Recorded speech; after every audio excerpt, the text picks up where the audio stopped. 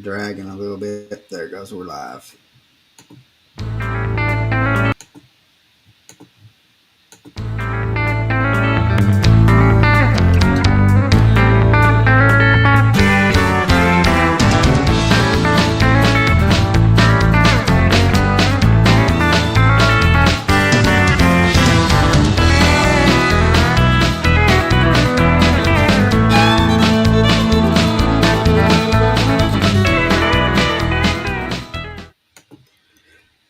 What's up, guys? What is up? Welcome back to another episode of the Deck Talk Podcast.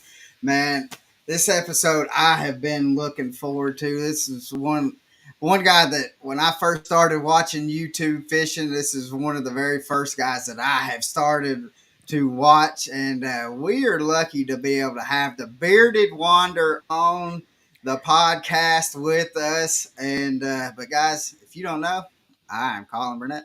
That's right, Colin, and I am Norman Lee. But as always, we have some business to take care of first. We got to talk about our sponsor for tonight's episode. Tonight's episode is sponsored by Cornfield Fishing Gear. As technology continues to increase and grow each and every year, the expense you have in your electronics, well, just face facts, guys. They're pretty darn expensive. You don't cut corners when it comes to your graphs, so why would you chance out on the brackets that support your units? Cornfield Fishing Gear, mounting equipment you can trust, rock solid engineering, safe and secure, giving you a peace of mind so you can focus more on fishing and less about the security of your investment. From the console to the bow, whether you run single units or multiple units, completely adjustable for every angle possible, giving you the best vantage point to optimize your view, whether you're at idle or at speed. With the age of real time fish finders, they also have a full array of transducer maps ranging from live, sweep, forward facing, live view, Mega 360, and a whole lot more. But one of my favorite features about Cornfield Fishing Gear, guys, is that they are made, produced, and manufactured 100% in the USA. Guys, we are telling you, these brackets are legit. Mounting equipment that secures your valuable investment as well as your peace of mind. For any questions on Cornfield Fishing Gear, you can message Colin at Colin Burnett Fishing, myself at Norman Lee Fishing, our Deck Talk Podcast website at decktalkpodcast.com, or by simply going to Cornfield's website at www.cornfieldfishinggear.com and make sure order yours today. Whew. All right, guys. Man, All right. That is, man, you're right. Colin, we have a great episode tonight, and both of us, man, have been looking forward to this guest for quite some time, ever since we got this dude locked on. But anyway, let's give him a proper big fish catching introduction. All right, our guest tonight, he is an all around accomplished angler and influential content creator, whether he's in Florida flipping up giant largemouth out of thick cover or on his home lake around East Tennessee catching smallies on small jigs out deep. It's his versatility that makes him stand out as one of the best. Host of the Alex Rudd Fishing Podcast, Fish Fear the Beard, the man himself, Alex Rudd. I love What's it. going on, man, brother? I love it. Listen, man. I like that. I gotta have Norman. I'm getting get Norman to follow me around and be my hype man. That's awesome. Yeah. so, so guys, I mean, if you have not seen any videos of Alex on YouTube or on Facebook, Instagram, or anything like that, you need to get out from that rock that you are up underneath and enjoy life. So, but let's get it going, guys. And I want to kind of start off the beaten path that does not have nothing to do with fishing, but I want to know, Alex, what is your favorite movie quote? Oh, favorite movie quote. Star Wars, Yoda, he says, and this is funny because like this is like one that like I don't know, it's like one of those. It's like not super inspirational, but it's a quote that I quoted a lot, and it's like I use this almost as like a reminder sometimes of like how life can be, which is like in Yoda says that fear leads to hate, hate or fear leads to anger, anger leads to hate, and hate leads to the dark side of the force. And like that's one of those quotes that like I know it's like how do you bend that into inspirational, but it's one of those things you just got to remind yourself like when you're fearful of something, it's going to make you angry, and then that anger is going to make you hate something, and then that hate is eventually going to lead you down a path that you don't want to go. And so Exactly. guard your mind from those things. Guard your mind from the fear because fear leads to anger, anger leads to hate, and hate leads to the dark side of the force. And so that's one of my favorite movie quotes of all time, right there. Oh man, Well, that's pretty awesome.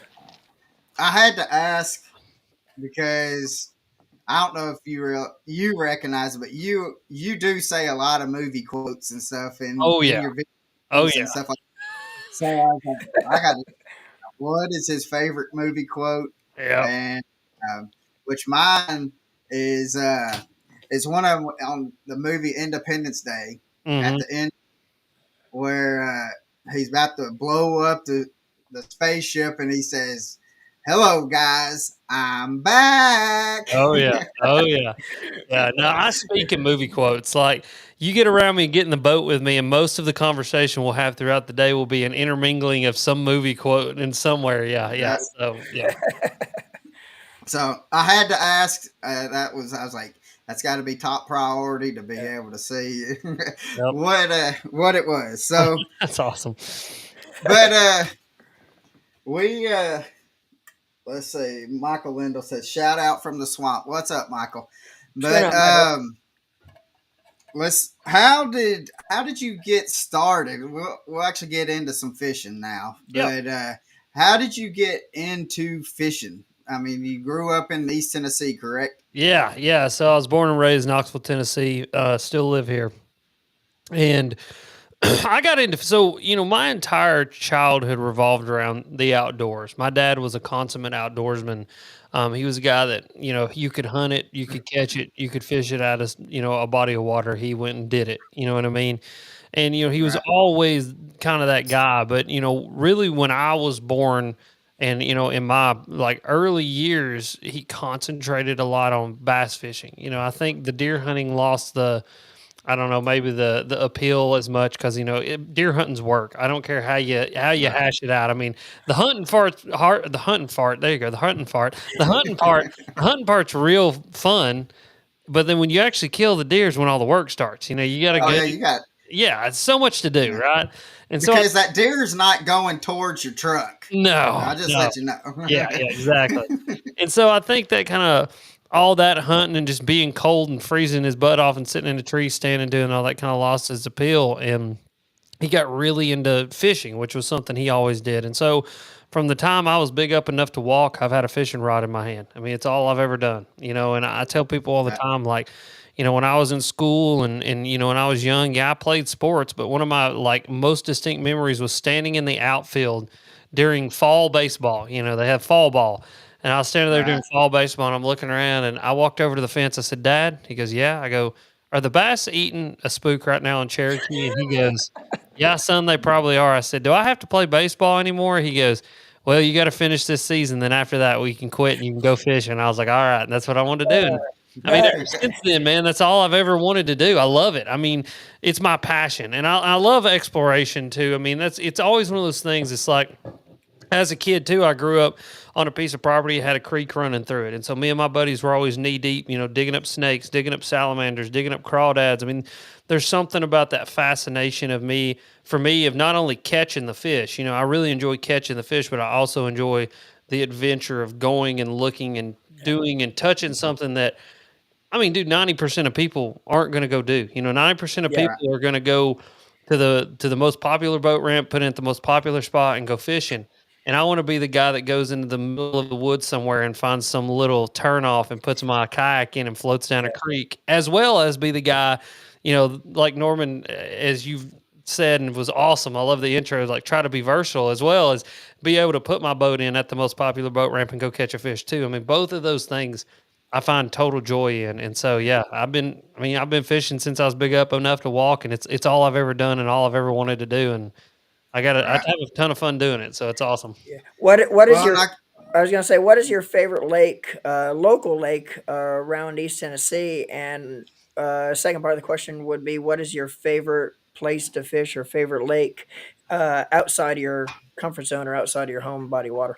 Yeah, that's a hard question to answer, to be totally honest with you. Um, I live close to so many good lakes, and I fish all over the place all the time. Like people always ask me, like, "Do you fish this lake?" And I'm like, "Yeah." And they're like, "Well, how do you catch fish in May?" And I'm like, "Well, I don't fish there in May a lot. I go to like I go to all these, I go to wherever the fish are biting, and all these different lakes here in East Tennessee, whether you're talking Norris, Cherokee, or Douglas, like all of those are great springtime and winter lakes. Whereas, like fall and summer lakes are places like Watts Bar and Chickamauga and Loudon and those kinds of things. And so it just depends. I mean, it's really hard to answer the question of which one's my favorite or which one I go to the most or what I consider my home body of water. It's just a little bit of everything. And then plus you got all the creeks and rivers because like that's a whole nother thing, right? Like that's something that I've got really deep into and started to explore is all these different creeks and rivers. And I mean, you guys know you watch the videos or anybody that does like normally this time of year I'm in some little creek somewhere in my kayak trying to catch fish. And so yeah, I mean it's just anything at any given time. Where the fish are biting, that's where I want to be. That's my favorite place. As far as like being outside of my comfort zone or kind of going outside of my world here in East Tennessee, I mean I love going up north. Northern fishing is just out of bounds. It's ridiculous. Like if I tell people all the time, if you ever get a chance to go up north and to fish up north and to do the northern thing, Michigan, New York, Wisconsin, Pennsylvania, that kind of stuff, it's silly. I mean, those fish are just they're dumb. They're dumb and they like to eat, and I like dumb fish that like to eat. And so yeah, the north would definitely be where it's at for me. Yeah, and those Well, northern smallmouth are cut a little bit out of a different mold than the smallmouth we have down here in Tennessee too. 100%. They're completely different. Actually, fun fact, rabbit hole. There has been some genetics testing done that's starting to show that there is actually a genetic difference between northern smallmouth and what really? they're now calling Really? southern smallmouth. Yeah, because Wow. we've all caught them. You catch these smallmouth and they're like 20 inches long and they weigh like 3 pounds. Yeah. And you're like, how does that happen? Because if you caught that up, in Michigan, it would be Oh yeah. 7 pounds. You know what I mean? Yeah. It's because literally, not only is it a forage thing and a growth thing and all that, but they're starting to do some genetics testing that's showing just like there's a Florida strain bass and a northern strain bass, there may be a northern or northern and southern strain smallmouth. Oh wow. Yeah. Nice. That's Yep. interesting. Now are they getting bigger just because of the gobies and stuff there, or do they have more forage to be able to eat? Oh yeah. Or Yeah. then So northern lakes, the north in general is kind of so I do a lot of podcasts with biologists, and I've had my buddy Shannon Gorman on, and he talks about relative weight and the relative weight scale. And so relative weight is a bass should be X pounds by X length, or by Y length. Right. So meaning like, if it's 12 inches long, it should be 1.5 pounds to be considered healthy or whatever. I forgot the exact, whatever. You could go back and watch our podcast or go to Chan's Instagram and go check that out. But up north, or anyway, so let me step back. That relative weight only occurs when a bass has enough food, correct? And so up north, there is so much food that a bass, like straight out of the egg, has so much to eat, and then will have so much to eat as it grows up and gets bigger, that those bass are hitting and exceeding relative weight with ease.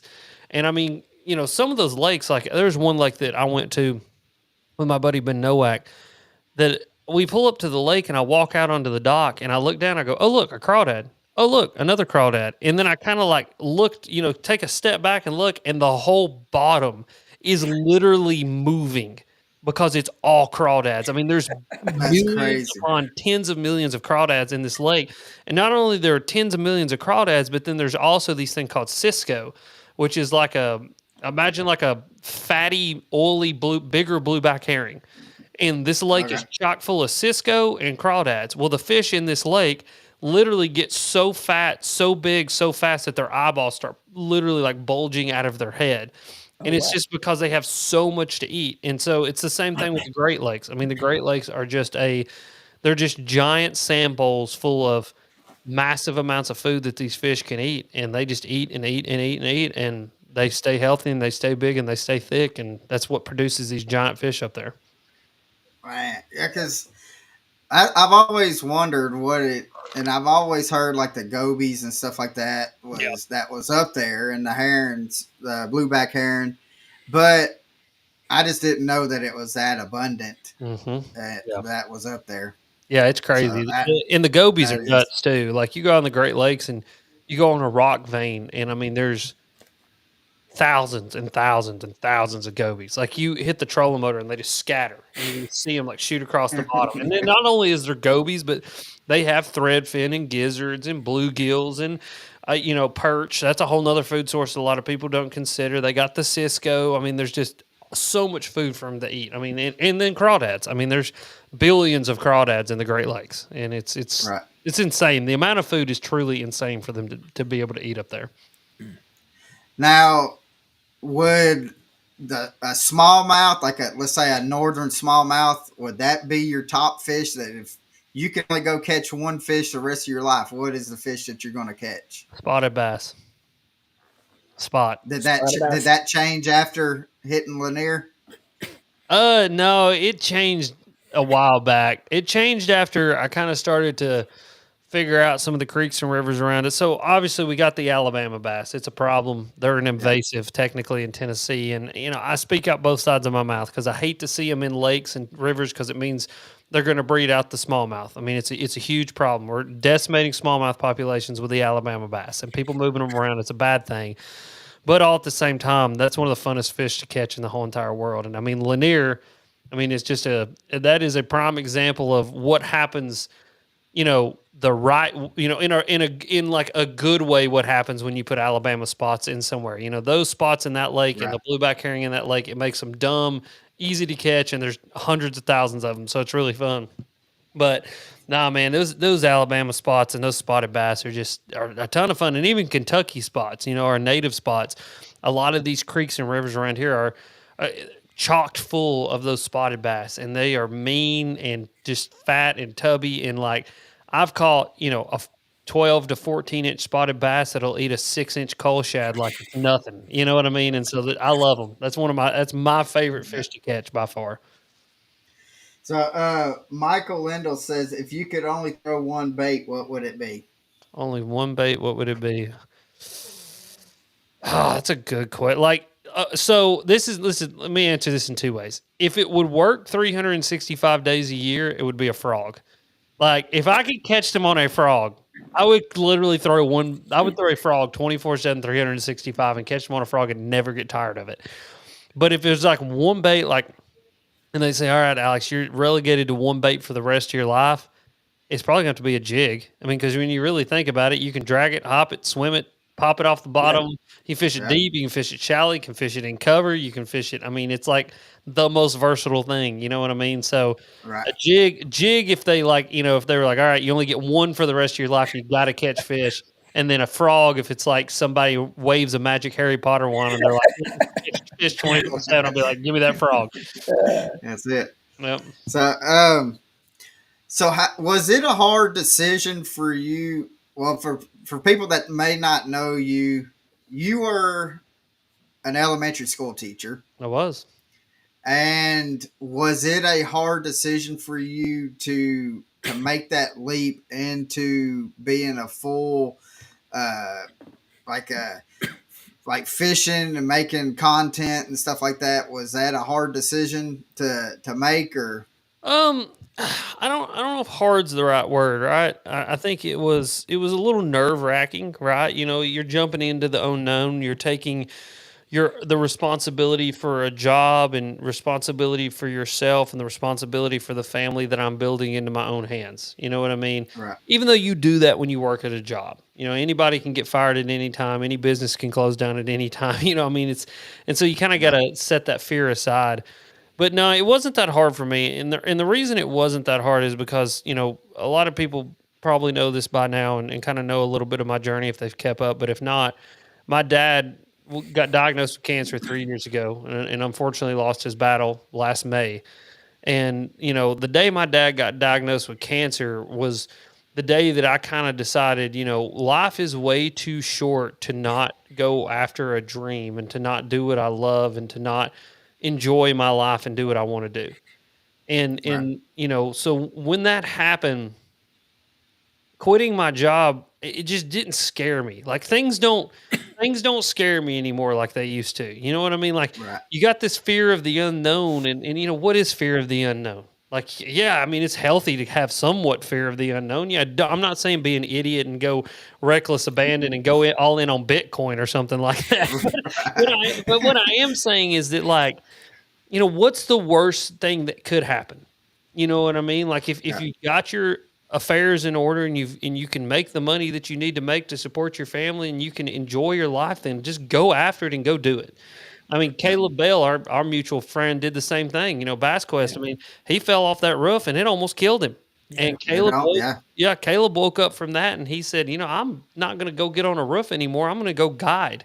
And now he guides for a living and he's having a successful business. And so I think if all that being said, if you got a passion and you've got the means to make that passion your profession, then by all means go after it. And if you don't have the means, then understand life's short and work hard to go get the means to make it, to do it and enjoy life, and, Yeah. and so, life's just too short. And so I wouldn't say that it was intimidating or, even scary. It was one of those things that it was a lot of years of preparation and hard work and determination that I was able to position myself to make a jump. And when I made the jump, I landed on both feet and hit the ground running, and we've not slowed down. And so it's been great. I've been doing it for 3 full years now. We were just talking about that in the Yeah. green room.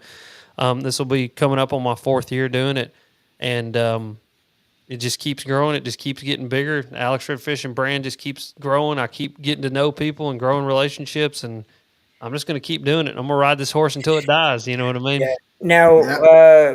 when you stopped teaching and jumped into being a full-time fisherman, were you already doing kind of what you're doing now on the side and teaching? Did you already have a fan base already started, or did you jump in cold turkey and have to start from scratch? No, As I've been building Alex Red Fishing. I mean, I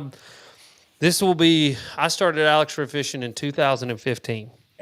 And so we're rolling up on my 10th year of doing this. I mean, I've been doing this for almost a decade, which is crazy too. I mean, think about that. But no, I'd been building Alex Red Fishing, and I think that's one thing that I always love to share with everybody is, if you do have a passion, understand that just because you have a passion doesn't mean it's going to get handed to you. right. I worked my ass off, for the lack of better terms. I just did. I mean, dude, I worked and worked. And I mean, it was staying up till 1 or 2 o'clock in the morning, editing videos, getting up at 6 o'clock to drive to work, working all day. And, as a teacher, a lot of people think, oh, you're a teacher. You get there at 8 and you leave at 3. That's not how it works. I normally would get there at, about an hour to hour and a half before my kids got there, unless I had to do some sort of like, bus duty or car duty or something like that. And sometimes I get there 2 or 3 hours before my kids got there. And normally I would stay 2 or 3 hours after my kids left, just preparing for the next day, grading papers and doing everything. And then I would immediately go home and, I'd kiss Bethany on the cheek. We'd eat some dinner and I'd spend some time with her. And then when it was time to go to bed, normally 10 or 11 o'clock, she goes to bed, goes to sleep. And then I would sit up and I would be editing videos, replying to emails, and doing all the things I needed to do to keep the Alex Red Fishing business going.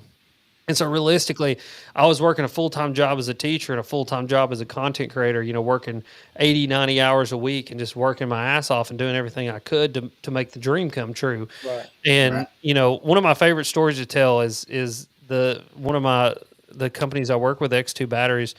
One of the first calls I ever had with them, I was still, full-time teaching and all that, and still had a full-time job. And not that I don't have a full-time job now, but it's just a different aspect. But I got on the call with them. I said, listen, guys, I'm going to eat my dinner because I got to do this call and then get on another call, and I'm hungry, so I'm going to eat pizza while we do this call. Are you guys okay with that? And they were like, yeah, I guess. And I was like, all right, cool. That's all I needed to know. And that was actually like one of the things that stood out to them, that they were like, hey, we got to have this guy on the team because this dude is like, unapologetically himself. And I definitely was that, and I still am. And so, yeah, no, it was, I've been building Alex Red Fishing for a decade. Continues to build. It's been a great year of growth for me. Just past 82,000 subs on YouTube. We've got over 40,000 followers on Instagram, over 100,000 followers on TikTok. Podcast, just continues to grow, and it's just I keep on keeping on. It's just putting the content out there and doing what I love. Just being true to myself and not letting anything kind of get in the way of just Yeah. being unapologetically Alex Rudd. Yep. Right. And that's one thing that I noticed, and you've been that since day one. Yeah.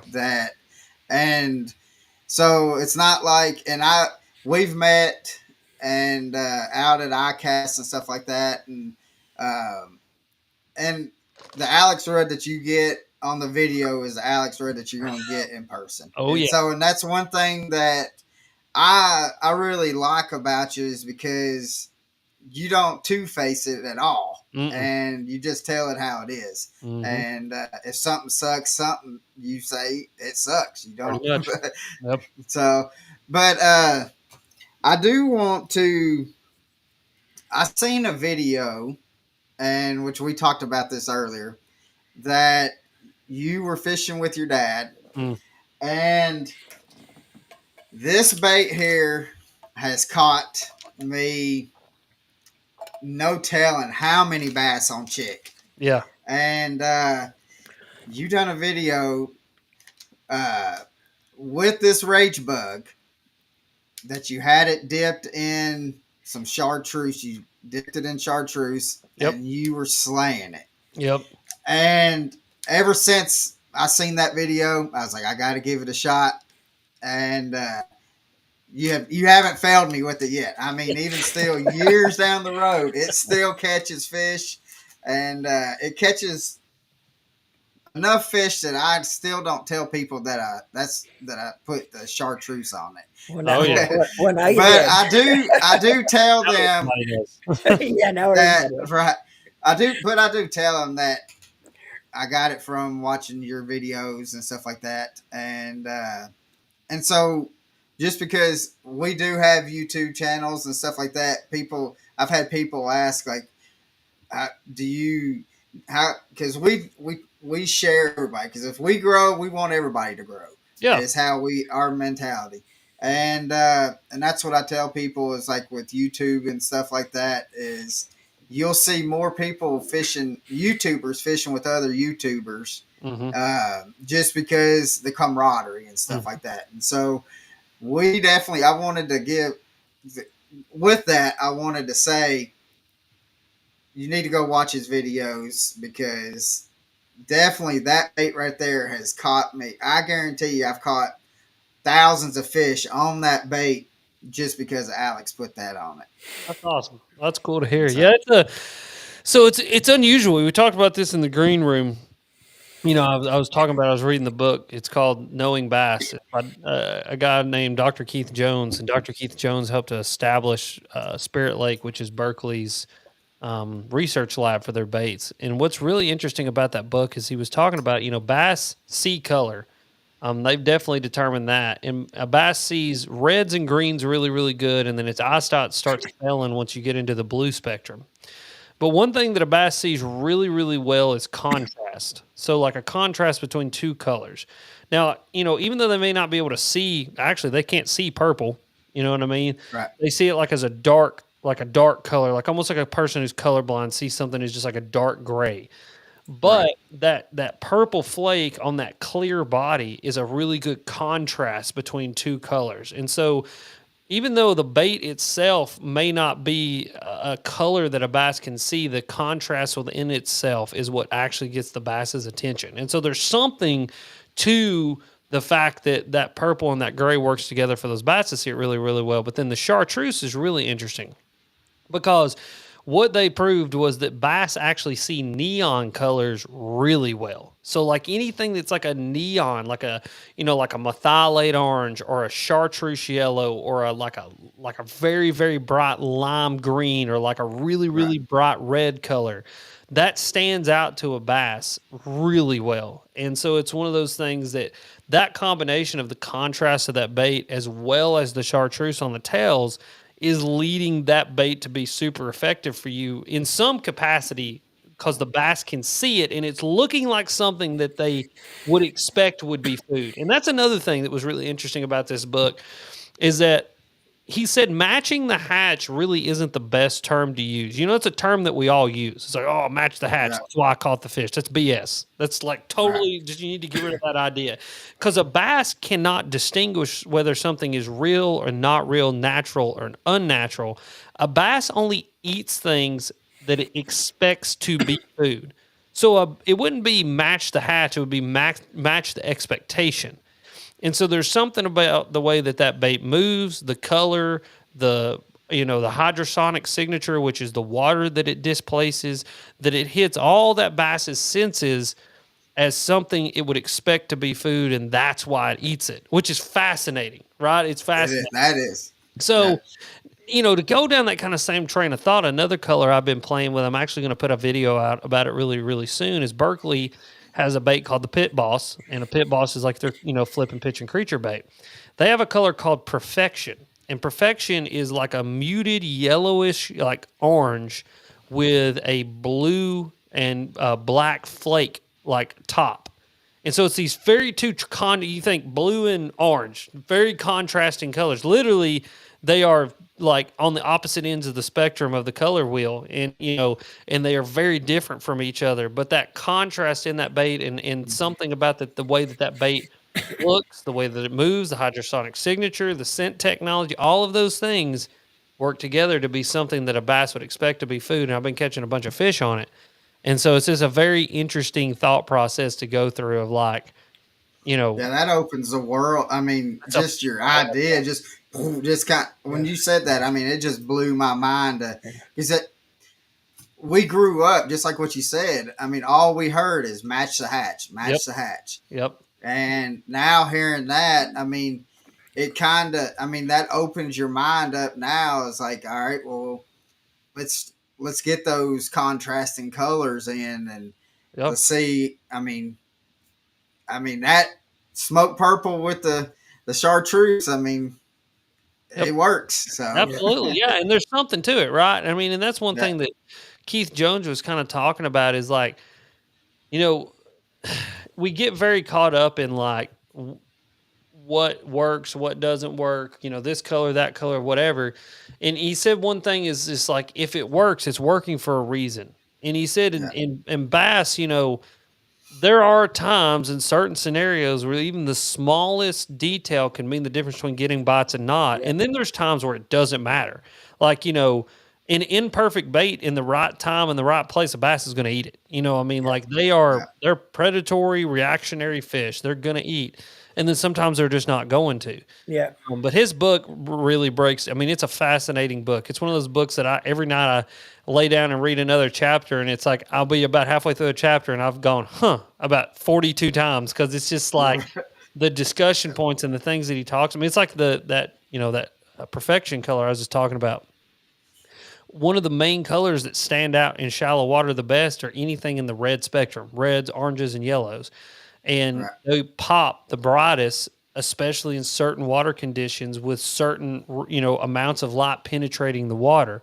And so it would be a color that to us it's like, it's just a color. It's kind of orange, it's kind of yellow, but to a bass in the world in which it lives and how it perceives the world, it could look like a damn glowing stop sign at the middle of the night. They're like, hey, I got to eat that. There's something about it, and it's just super fascinating. It's a super fascinating kind of thought experiment to go down and to talk about colors and to talk about all that. It's really, really cool. And when you Yeah. talk about that chartreuse, whether you're dipping it or however, or if it was coming that way, but talking about that chartreuse kind of struck me too because, coming from Florida, of course, my forte is always, I'm always gonna say flipping. Mhm. Coming from Florida, flipping thick, heavy cover, but growing up in Florida fishing during the fall, winter time of the year, when the water temps start dropping, starts getting colder. Florida fish don't adapt as well to the Mhm. Florida or in Florida to the cold as they do say as you travel out of the state of Florida. Mhm. But I do a lot of flipping. One of our sponsor baits, which is the big stick and the 5-inch stick bait, which basically Senko style bait. Mhm. But when it gets into that colder time of the year, what I'll do is flip whatever color I'm flipping, whether it be red bug, but make sure it has that chartreuse tip on it. You're always gonna see me flipping a chartreuse tip during that time of the year because when that bite gets real lethargic, and actually have a couple of videos talking about this too. When you flip that bait with that chartreuse tip on the tail down, of course, flipping is a reaction bite. The Mm-hmm. fish typically will hit the bait as it drops by. One sucking it's in their mouth, reacting to it as it goes by. When them bigger girls just lay on that bottom, just lethargic as hell, they actually have a reaction to that chartreuse. Versus you could flip till you're blue in the face with anything else, same bait without that chartreuse. As soon as you put that chartreuse on, when the fish are so lethargic, they actually have that reaction to that chartreuse. So when you start talking about that chartreuse tip, how it works, and the theory behind it, it's like, that's that kind of, no matter where you are, whether you're in Florida up here, that same theory works because from my experience doing it, I mean, they will react to that chartreuse when you're flipping when that chartreuse tip goes by versus without that tip on it. Absolutely, absolutely. And Yeah. it's really interesting because you'll hear a lot of times like bass can't see chartreuse, which is also an untrue statement.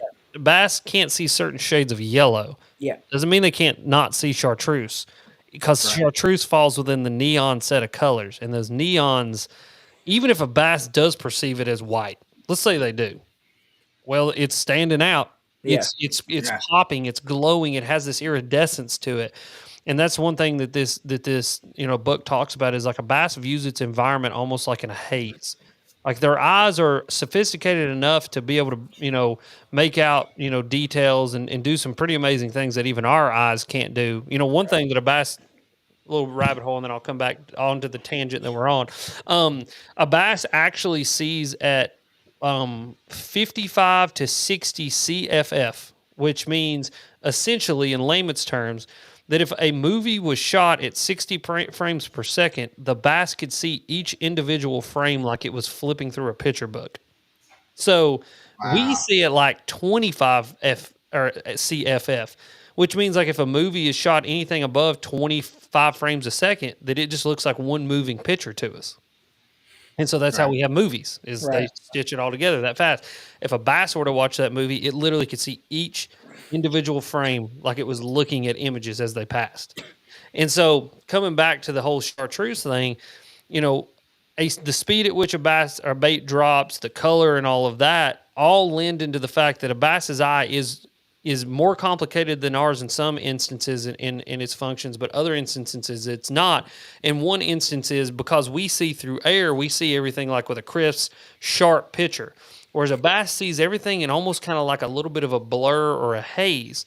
And so anything that pops in is contrasting to the world around it. It's neon, it has iridescence, it has glow in the water, is something that's going to be distinctly different than everything else around it to a bass and is going to cause more of a reaction strike or cause a bass attention to be lent to whatever that is. And again, that goes back to if a bass expects what that is as food, then he's going to eat it. And then even if he doesn't expect it as food, like you said, Norman, in a reactionary style bite, that flash is just enough to get that bass to actually eat that thing. And so, Right. all that being said, I think we get way too caught up in the minutia of whether the bass actually sees something or not. I'm not worried about whether the bass can see it or not, or whether it's a color to the bass or not, because let me tell you something, the bass don't care. A bass isn't rationalizing color. He's going, that's yellow, I'm not going to eat it. It simply does the bass want to bite the thing that I'm throwing. Color indifference. I mean, I'll throw something that's poop brown if it gets bites, but it's All right. just one of those Yep. things is like, it's one of those things that like we've got to get our mind out of. Like a bass does not see the world like we do. They do not have rational thought like we do. They don't think at all. It's just an animal driven by instinct, but that instinct lives within a very set of like expectations and stimuli and life experience that causes the bass to eat things. And so worry about what the bass eat, not whether they can see it or not. Right. Now, kind of going like, how far out do you think like a bass, like let's say you're throwing a spinner bait or a lipless crankbait, how far out do you think that they realize that that bait's coming by? Do you? Yeah, so that book actually talked about that a little bit too. It's a loaded question, and it's a loaded question because there's so many factors that play into the the ability for the bass to actually perceive that or not. A Right. lot of it has to do with water clarity and then the sediment level that's in the water. So, like chocolate milk water with a bunch of dirt and particulate in that, the bass has to have things closer to it to be able to sense that it's actually there and to be able to see it and then go and eat it. Whereas water Right. that's like 60-foot visibility and gin clear like a northern lake, I mean, as soon as something touches the water, the bass knows it's Right. within its vicinity. I think Right. I was reading about the eye last night. A bass sees in essentially 180 degrees. So a bass has both a bifocal and I forgot what the other one is. Essentially like a fish eye. So like a bass Right. can see 180 degrees around its body and plus 180 degrees above its head. The only blind spot on a bass is on its belly. Bass can't see below its mouth. But then, too, a bass can see in front of its face. And so, when a bass gets close enough to something, it actually goes into binocular vision, which is how we see, and it can focus in on things and like break things down, or whether they want it or not. But Right. to go back to the question, does a bass see it? Yes, they'll see it if the water's clear, and they'll see it long before they feel it. But a lot of the times with spinner baits, bladed jigs, and things like that, it's a mingling of the inner ear, the swim bladder, and the lateral line all working together to paint like a mental picture, if you will, not to anthropomorphize the fish. I mean, again, they're not thinking, but it paints a picture enough for the bass to be able to make an instinctual decision of whether to try to track down whatever that is and kill it or Right. not. And it's just, Right. yeah. So yes, no, maybe. Like that's the best way to answer that question. It's all dependent on the Right. set of circumstances in which we're fishing and how the fish perceive things. Right. So, I want to ask, what is your favorite fishing trip that you have ever been on? Favorite fishing trip I've ever It been. doesn't have to be freshwater. It could be saltwater or whatever. Just Yeah, my favorite fishing trip I ever been on was the last trip I ever went on with my dad. I didn't realize at the time that it was going to be the last trip, and for me, I got it all on video, and we got to go fishing, and we caught a lot of fish, and it was a great trip. That was my yeah, favorite fishing trip I've ever been on, and it will be forever. Nothing will ever top that one because I Yeah. right, I didn't realize at the time, but it was the last trip I'd ever get to go with my dad, and it was the last time he'd ever get to step into the boat and have the strength to be able to do that. And so, yeah, that's my favorite fishing trip of all time. Now, hands kayak, down. kayak or bass boat? Would you rather be in the kayak or rather be in the bass boat? Uh, it's like checkers and chess. I mean, that's like asking me whether you rather play checkers or chess. Both playing on the same board, but totally different games. You know what I mean? Yeah, Um, I love my bass boat. I love the ease of being able to sit down, run point A to point B, go catch fish. I love being in my bass boat. I love my bass boat. I also love my kayak. I do love my bass boat more than I love my kayak just because it's my bass boat. It's a special boat and it's fun to be in my boat. But there are opportunities in my kayak that I cannot get in my boat, and there's opportunities in my boat I can't get in my kayak. And so I would never be able to give up one or the other because I love them both equally for what they are. Yeah. Now, I've never yeah, caught a fish out of a kayak before, but I can just imagine the vantage point you must have, especially if you have a giant bass on Feitner to the boat. The vantage point sitting down, kind of eye level with that bass when she comes out of the water must be really incredible. Oh, dude, it's From the awesome. view of the kayak. Yeah. Yeah, it's awesome, and to Yeah. me, a kayak has made me such a better angler. It's taught me patience. It's taught me that any given area has way more fish in it than you could ever think that it does, and that being really versatile and the ability to be able to break down water effectively in a small area is a huge, like key to being a better bass angler. And then plus casting angles and things like that. I've brought a lot of that into the bass world. I mean, I never knew how to do a left-handed, underhand roll cast until I got into a kayak, and I had to learn real quick so that I could put baits in yeah, places I wanted them to go. And being in a kayak has taught me to be a better bass angler, absolutely. And you're right. You hook a fish in a yeah. kayak, you hook anything over about 3 pounds in a kayak, and it doesn't matter if you're in a Hobie PA-14 or a paddle kayak. You're going for a ride, and you're going to have some fun. Like it's awesome. Well, I when I seen like you first started getting into a kayak and stuff like that, my first thing that I thought of is Alex likes it when it kind of gets a little crazy out on the water, and Alex likes to go from point A, point B, point C, everywhere. And I was like, so how is he going to do and deal with not being able to go as far or whatever? Which you answered it, saying that you realize now that you don't realize in a small area like how much fish are actually in that area. Yep. But to me, and that's one thing that I've learned. I had kayaks, and then I got a boat, and then I just sold my kayaks. But I wished I would have kept at least one of them. But I have realized with watching your YouTube videos and Gene's YouTube and stuff that being in a kayak, it helps you to have to, well, they're not right here. Well, now I got to go find. Let's expand. You expand out a little bit in that area a lot better than what you would in a boat. Because if they're not in the area that you're wanting to fish, it's too easy to pull the trolling motor and hop in the seat and go 10 miles down the river. I would think it almost makes you more slow down and just fish versus if you're in a bass boat, you're too eager to, to fish an area for 2 minutes, get up and go 5 miles down the lake to the next area. But being in a kayak where you don't have the mobility that you're going to have in a bass boat, as far as the wide spectrum of the lake, I could imagine it just makes you slow yourself down and just fish areas. And going back to what you said, it makes you realize there's fish in areas that you never thought fishing out of a bass boat that you catch fish out of, just because that kayak makes you fish. It makes you slow down and just keep the bait wet. Yeah, I mean, there's been so many instances where I've found fish in my kayak and then been able to go back and catch them in my boat that I would have fished right over in my boat. Exactly, yeah. And it's like, that's the cool thing about the kayak is that, like you're right, it's slowed me down. It's made me more methodical in certain instances. And even though like in a kayak still, I'm like a squirrel on crack. I mean, I'm such a power fisherman. I'm so ADHD. I got to move. But even then, like I'm fishing areas just because I can't go by them fast. Like even though I've got the NK300 on my Hobie, and I mean that thing will go 6 miles an hour. I mean, still, as you're passing something at 6 versus 60, you look over at something, you think, wonder if there's a fish there. And then you pull over there and cast, and sure enough, there's a fish sitting there that you would have just blown right by if you were in your boat. Yeah.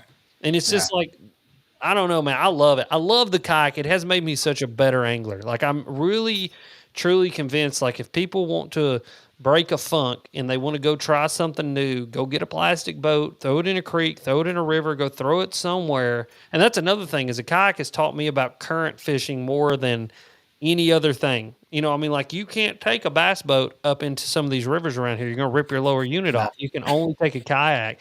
And it's taught me so much about fishing river current, how bass set up in rivers that then I've been able to apply in places I can take my bass boat. You know what I mean?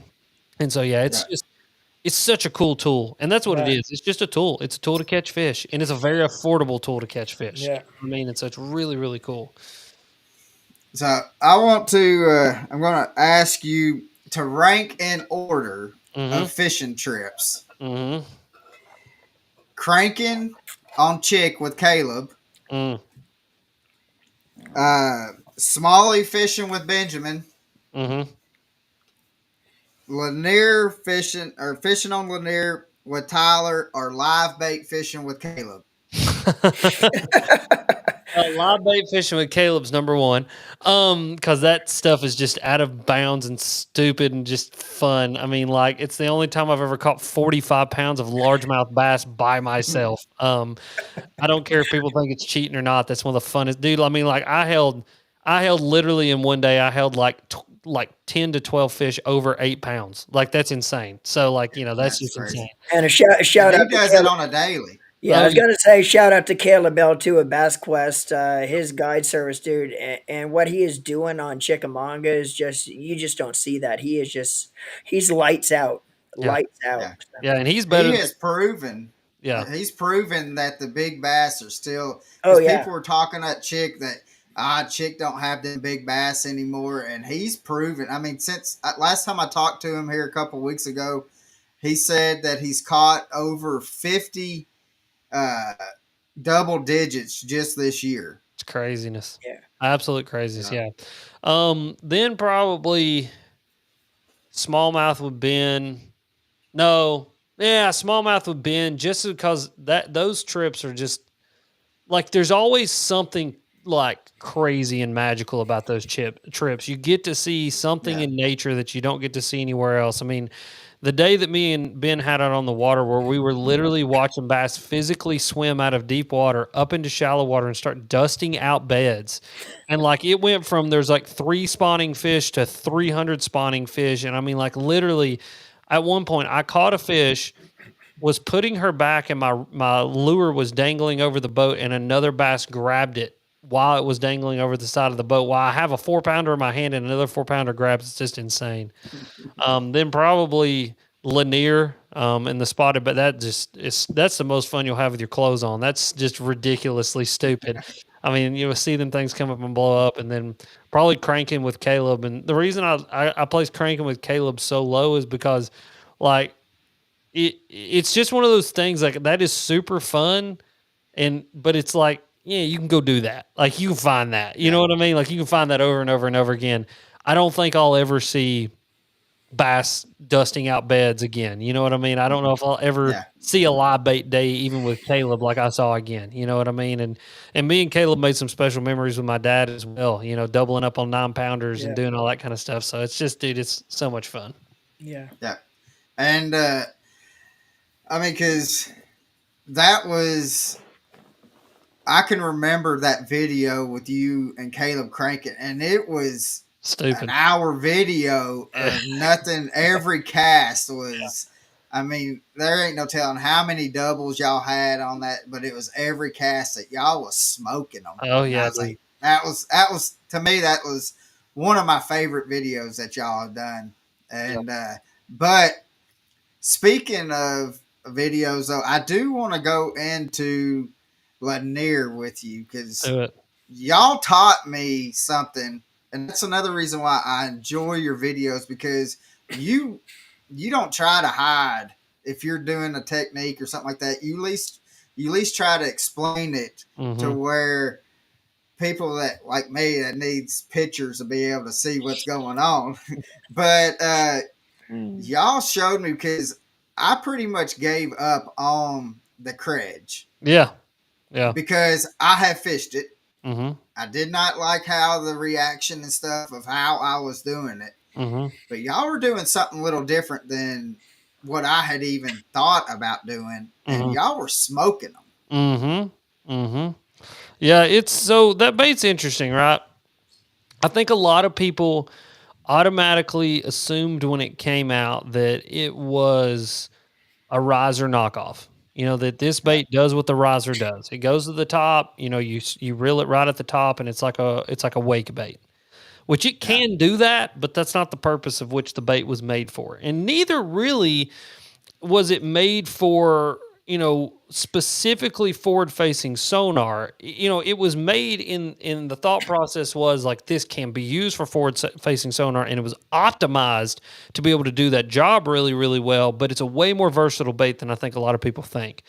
And so, you know, the primary use for the Credge is obviously it's jerk backwards, right? Credge. That's, you flip it around, it says jerk. So everybody thinks, oh, it's a jerk bait. I need to fish it like a jerk bait, which it can be, right? You know, you sink it down to, you know, a piece of cover, a piece of structure, and you can just give it small pops. You can't just like crack it like a jerk bait. You know, a lot of people when they fish a jerk bait, you know, I'm one of these people, Caleb, I don't know about you guys, how you fish it, but I mean, you just crack the piss out of it. You know what I mean? You're wanting those big, hard darting action. With a Credge, you're not going to be able to get that. That's where you're going to hear a lot of people are like, the front hook is wrapping around the line. Well, it's because you're actually cracking it too hard, and you're treating it more like a jerk bait and less like a Credge. You know what I mean? Credge is really what it is. Right. And so if you're doing the thing where you're sinking it down past a brush pile, you know, or doing that kind of thing, you just want to give it small pops, just enough so it kind of comes up towards the surface, because that bait is made to go up towards the surface. Because one of the things that the Berkeley Lab, and this is also in knowing bass, and there's been a lot of bass science done around this, bass can recognize things on a horizontal, you know, aspect and a vertical aspect. They have a hard time with anything that goes like at angles. And so, like, if a bait comes straight through the water column, they can see it. If it goes down through the water column, they can see it. If it goes up through the water column, they can see it. If it goes diagonal, then they kind of have trouble seeing that. And the reason for that is most of the things that they eat are either going to be heading towards the bottom or heading towards the top or heading away from them. You know what I mean? And so the credge is made and designed to move up and away from the fish. And that is also made and designed to look just like a fleeing bait fish. And so that's kind of the thought process behind that bait.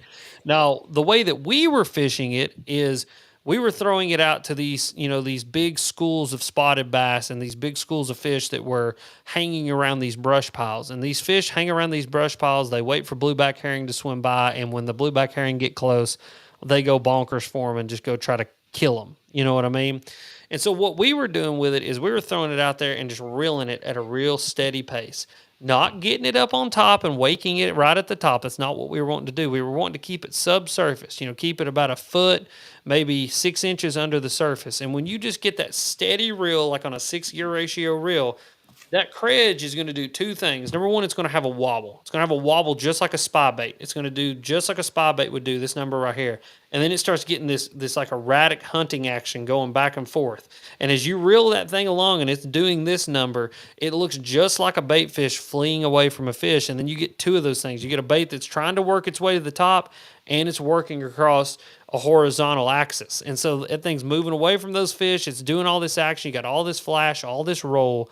And that's what those fish are reacting to, and that's what they're going to, eat it like. And I've been doing that not only with spots on Lanier, it also works really good in river current.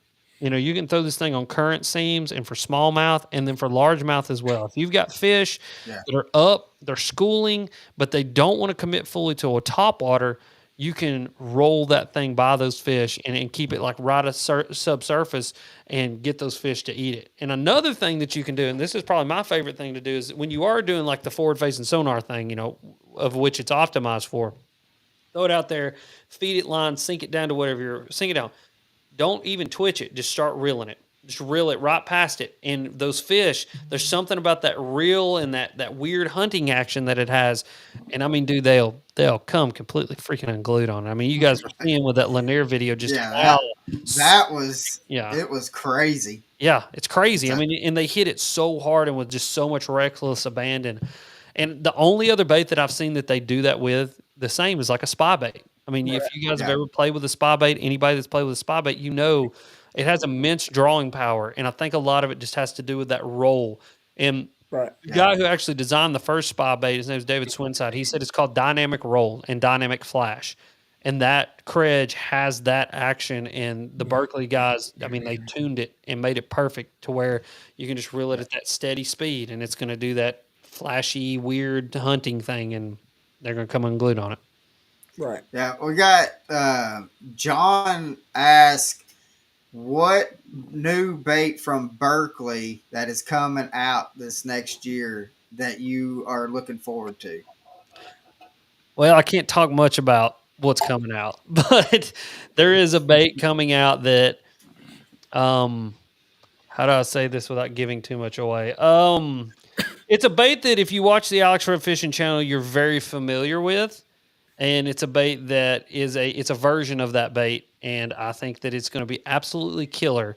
And I think that there's going to be a lot of fish caught on it, just like there's a lot of fish caught on the original one on the Alex Red Fishing channel. Now, as far as baits that are out now and that have been released at iCast, I'm really, really excited about the Clatter Crawl. I've been playing with it, flipping it, catching some fish on it. It's a really cool thing. They've molded little plastic discs into the claws that actually create a rattle when that bait falls, which is really, really cool. It's something different. I've not seen something like it. And then the +2 Stunna, I'm really excited about that one as well. I think that thing is going to kill during the winter because, we all want a jerkbait that dives just a little bit deeper. At least I do. I'm always finding those fish, they're in that 10 to 15 foot range. And from what I'm hearing is on 10-pound tests, they're getting the Stunna +2 down to 20 feet. Right. So wow, super deep. That's crazy. That's crazy. So almost you can be able to treat it like a crankbait and work it down bluff walls and get it really deep before you bring it back up, which I think is going to get cracked. So. See, I done this past winter. I really fell in love with that Berkeley stunner Mm, because I was able to take it below Chickamauga Dam on the Nickajack side mm, and destroy some smallmouth mm-hmm. with that, and to where they're suspended, maybe like I'd say like 12 to 15 foot, and being able to work that and just see them just migrate right up there to it, and Mm-hmm. it was phenomenal. Yeah, So that's I awesome. but um, let's see. Brenton says Berkeley or Rapala?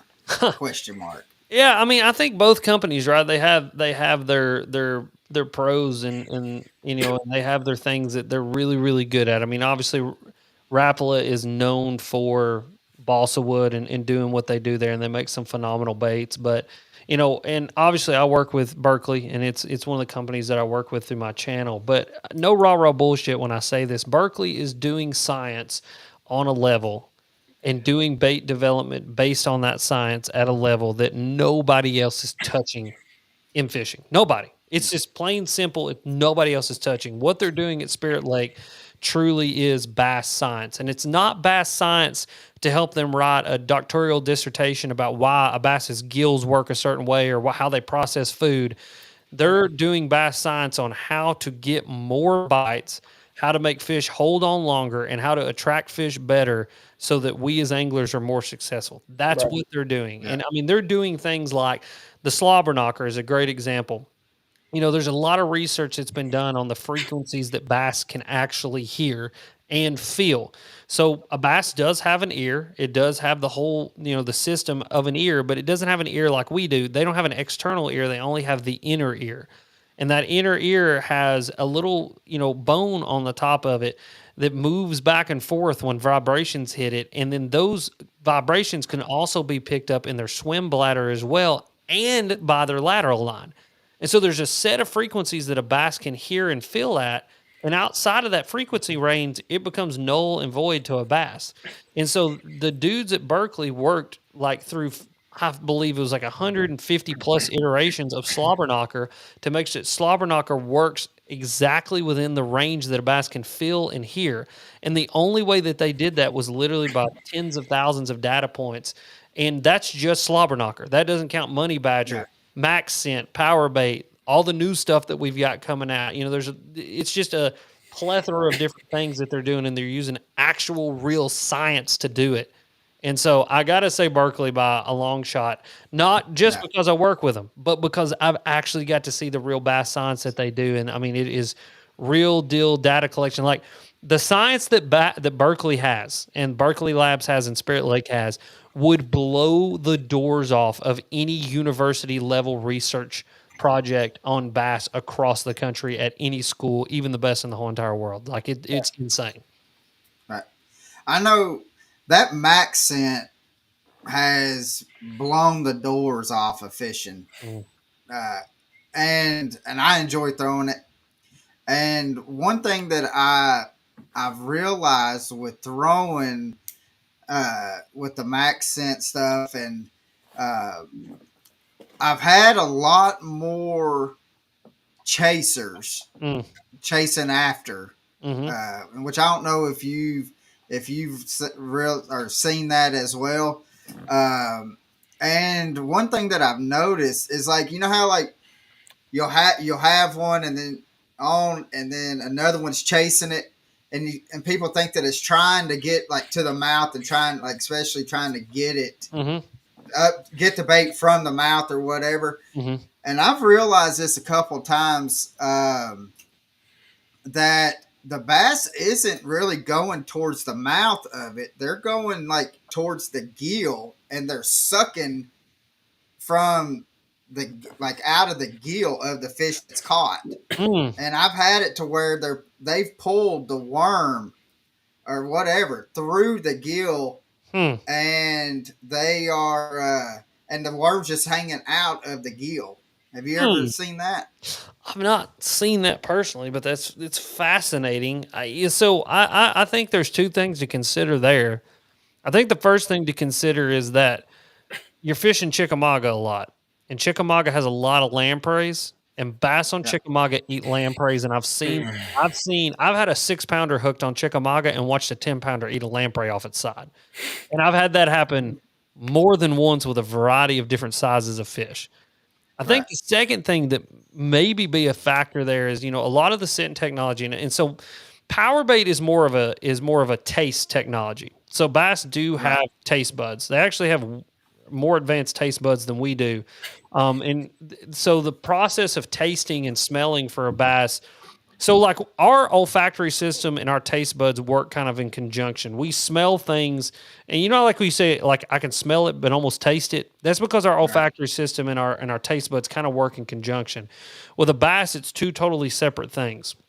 They actually aren't connected at all. The olfactory system in a bass, it connects directly to their brain. And so it's one of the many senses that they have that literally connects straight to the brain. Like they smell something, it is chemically, processed and goes straight to their brain, and then they make decisions based off that. Whereas with their taste, it's another chemoreceptor, just like their olfactory system is, their nose is. But it helps to really kind of, once the bait's in the fish's mouth, so it can process the bait before it enters their mouth, and then once it's in the mouth, determine whether they want to keep it in the mouth or they want to reject it. So all that being said, power bait is a taste technology, whereas Max Scent, it's a scent technology. You know what I mean? Now, Max Scent does have a taste component to it, which will make them hold on to it just like power bait does, but Max Scent is going to be mostly the scent technology. So that being said, those two things working together, I mean, when you're fighting a bass, there is somewhat of a chemical trail in the water that's coming off of that Max Scent. And those bass may be able to sense that enough, since they're close enough to that other bass, to be able to key in on some area that smell is the most predominant, which must be something to do with their gills. And it may just be where, as the fish is fighting, it's obviously flushing a lot of air through or a lot of water through its gills. And since that concentration's there, that's what they're trying to hit, is because that's there and that scent is strong enough to make them focus in on it. So interesting. You know what I mean? It's an interesting thought process. I have no idea to be certain, but it's definitely interesting to think about. And that's a cool observation that you made that I'm going to have to hold on to and see what happens when I start messing with it. You know what I mean? Yeah. Cause the first time I just thought that it might have been a fluke or whatever, but I've had it happen 3 or 4 times that I've had that happen. And I was like, I think that that other bass is trying to suck it out of its mouth, the bait out of its mouth through its gills. Yeah. And, but I haven't talked to anybody else that has seen it or even noticed it. But you're out on the water just as much as we are, if not more than we are. And I was like, I had to ask. Yeah, it's interesting. What's cool on that same kind of vein of thought as far as like taste goes, and this is just a fun fact because I read this in Knowing Bass, so I'm going to give Keith Jones his due. A bass has a set of taste buds outside of its mouth. They kind of focus around their lips, and their front of their face. And a bass has the ability that, if you were to put it in human terms, to be able to taste, like it would be like us being able to taste a hamburger across the kitchen before we actually put it into our mouth. That bass has that ability. It's like me smelling these tacos that are cooking right now. Yep. But imagine you don't smell them, you taste them. Yeah, you know what I mean? Like, how crazy is that? So, yeah. But just cool fun fact. Yeah. So, one thing that I like about your podcast, and because I think it gets personal feeling to it, is I love when you go to the Bearded Barn and all that, and you're out there in the barn and you're just sitting on the boat or whatever, just messing with the tackle. That's one of my favorite things that you do. So that's one thing I wanted to say. I enjoy your whole thing, but that's one thing, because I feel like it's more, you get more personal with it. It has that more personal feel. I appreciate with it. But another thing with your podcast that I really enjoy is the overrated, underrated. Heck yeah. That's my favorite podcast to do, so I'm glad you like it. So, with that being said, and with you on the podcast, I have to ask you some. I'm going to give you some baits, and you tell me, are they overrated or underrated? Let's go. I love it. All right. A blade bait. Are they overrated or underrated? Man, I think they're underrated. I think they're really underrated. And Yeah. the reason I say that is because I've caught big fish on blade baits. Our buddy Caleb Bales caught some big fish on blade baits.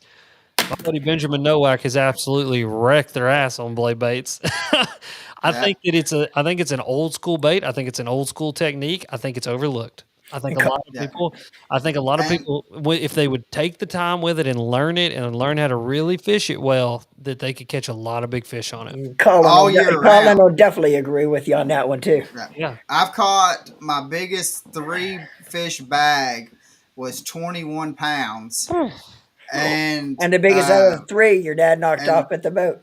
well, no, I had a 4th one that was over 10 that my dad went to go net it, and so I had it at the boat. But like when the bass are ready to when they're done, they're not going to fight. They'll kind of roll up a little bit.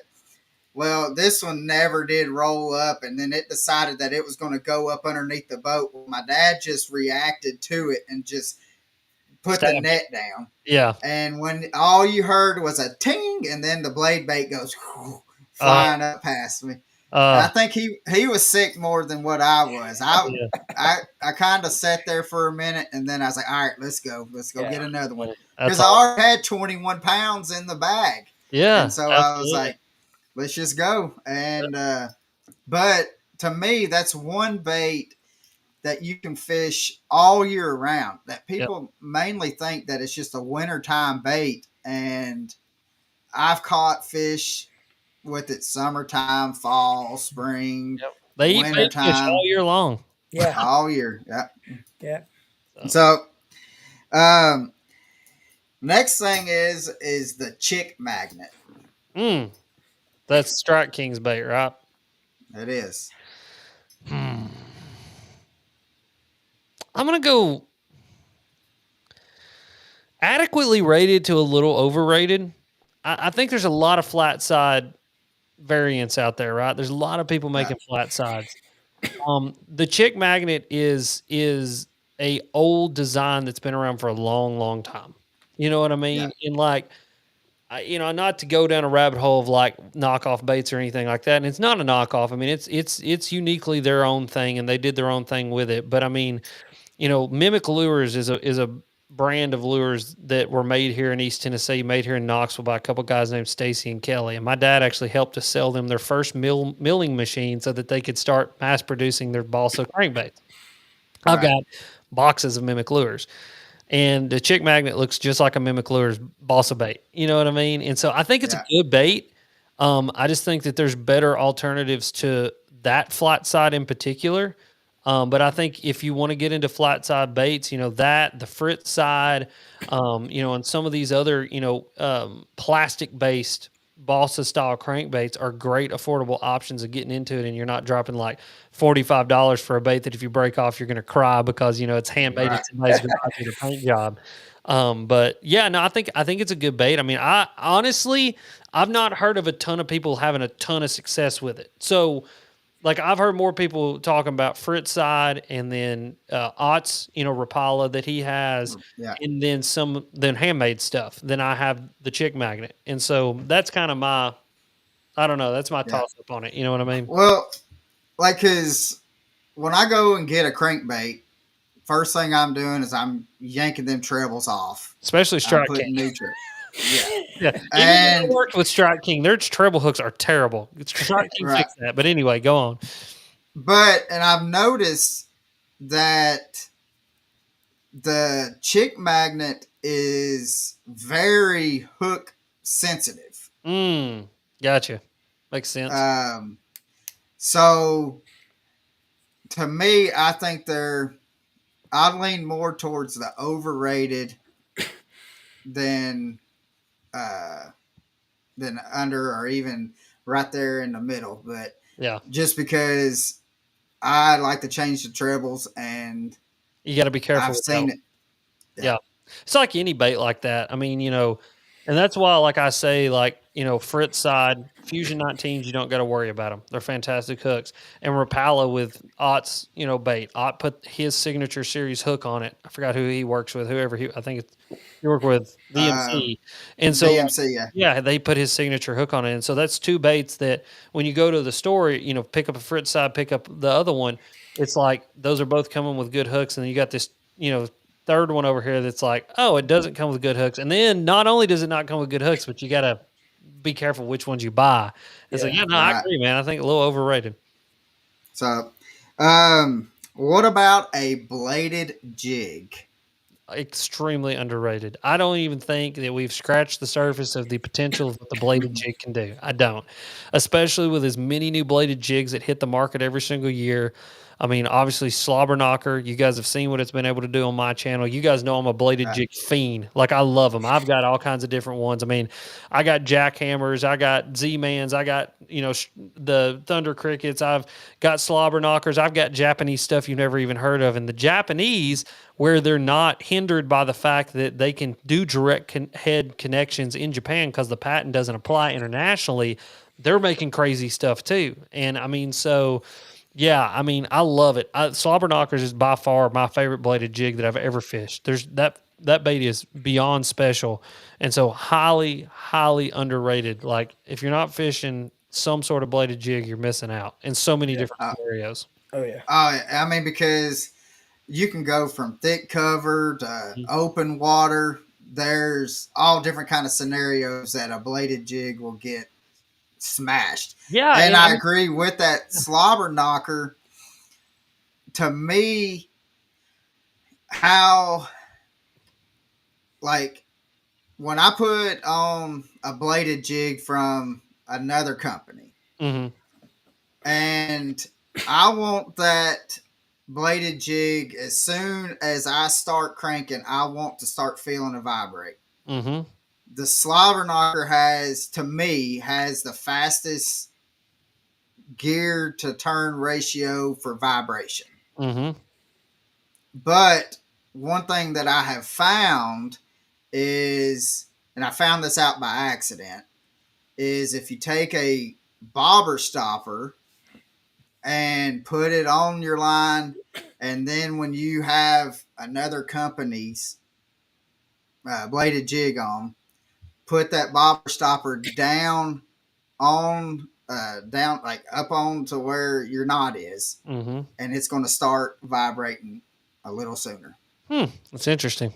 It's interesting. It must break something break the current or something in front of that bladed jig. That's interesting. And the one of the things that you're feeling with that activation is not only does it, it activates as quickly as any other, right? But what you're feeling is the frequency. It has a lower frequency. It has a lower overall frequency than other bladed jigs. And so a lot of people are like, it doesn't knock as hard. Well, that's because it doesn't need to.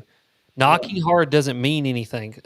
Knocking really, really hard could mean that it's probably knocking at a frequency that's either is too high for a bass to even feel or hear. And so the lower frequency is going to have, less of it's more, I always tell people, like, a slobber knocker is like you crank the bass up on a bladed jig. And that's because it is literally knocking at a lower frequency that the bass can feel and hear a lot better. And so, just food for thought. So I wonder, like, if we take a GoPro or something like that and stick it in the water and run a slobber knocker through, and then run, if we'll be able to hear that. Yeah, you'd be able to hear it. Yeah. You'd definitely hear the sound, because sound actually travels faster in water than it does on land. Water is a great conductor of sound, and sound can travel, like, I think it's something crazy, like 60% further in water than it does on land. And there's a rabbit hole here, but one of the ways that we knew that the Russians were testing nuclear weapons is because submarines, like, halfway around the world, could hear as soon as the bomb went off under the water better than they could hear it on land. And, like, when they would launch a sub, halfway across the world, we would be able to pick it up because sound travels through water so much better. But yeah, no, you'd definitely be able to hear it. You'd be able to hear it. You'd be able to hear the sound difference, and there is a little bit of content out there, kind of showing the frequency differences of those two baits, and like a jackhammer versus a slobber knocker and all that kind of stuff.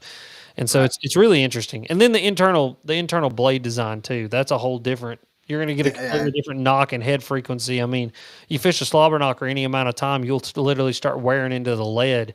And that's just literally the most direct connection you can get is running it straight through the center of that thing. You know what I mean? So super interesting. Right. All right. What about a Chopo? Oh God, so underrated. That's like the best bite in the whole entire world. I love a Chopo. Oh God, Chopo's so good. So many people too think it's like, they sleep on a Chopo. A Chopo is dangerous. It is such a dangerous bait. If you've got bass that are willing to chase, you've got wolf packs, you've got schooling bass, you've got large balls of bait fish, you got hard shade lines, those things with a Chopo just straight get bit. And another thing about a Chopo is, in my opinion, is way superior to a River Sea Whopper Plopper. And I mean, you guys know, you've been around the channel for a long time. I was fishing Whopper Plopper before Whopper Plopper was cool. You know what I mean? I was out there fishing that bait. And one of the things that we always did, I have a video of the channel on this, is we would put a ball bearing swivel in front of the Whopper Plopper because those things would want to spin. And the only way we could keep them from spinning was to put that ball barrel swivel in the front of it. Chopo, you don't have to do that because they actually weighted it properly. And then also they put that hard plastic tail on there, which makes it have a little bit different frequency, i.e. probably a frequency that a bass can hear a lot better. And it gives it just a little bit different sound. And I've said this on videos with Whopper Ploppers. You got to go through like 4 or 5 of them, but when you find a good one, you find a really good one, and you want it to just be like that. Well, with a Chopo, you get that every single time because of that hard plastic tail. The only downside is you got to be careful with the hard plastic tail because it will break. You smack it off something, it won't just, it snaps instead of bending like the Whopper Plopper does. But no, man, dude, a Chopo is, I think there's so many different scenarios that people don't fish a Chopo that they should be fishing a Chopo to get bites. And one scenario that I'll lay out for a lot of people is anytime the wind is blowing, if the wind gets to a point where the walking bait is ineffective, pick up a Chopo. And don't pick up a little one, pick up a big one. Pick up a 120 size Chopo and start casting it in all the same areas that you were getting those topwater bites. And you will get bit on it because that bait is able to cut through that wave, cut through that surface, cut through that surface disturbance, and to get those bass to come up and eat it. And some of the biggest fish that I've ever caught was fishing a Chopo in a lot of situations where people go, a topwater is going to be ineffective here. A Chopo was super effective there. Right. Yeah. Now, this is more or less of a question, and then we'll kind of go. I still got a couple more baits. Okay. When you're looking, because you said earlier, a frog, if there was a frog bite that you could have all year round, that'd be the one bait that you would want. Mm-hmm. Let's say you're looking at a frog at, let's say, the local bait shop or Bass Pro or whatever. And it looks pretty, but they all have a white belly. Yeah. Yeah. It's to me, that's more appeasing to our eye than, because to me that you may have 10 frogs that has a white belly, but they're all different designs, and you have one frog. Yep. Because it's all white belly. Is that so? That's what I guess. That's what I was saying. Yeah. Is that the same thing? How you look at it too? Because they don't see the top of the frog. And real quick before you answer that, I'll do a little bit of an add-on to Colin's question.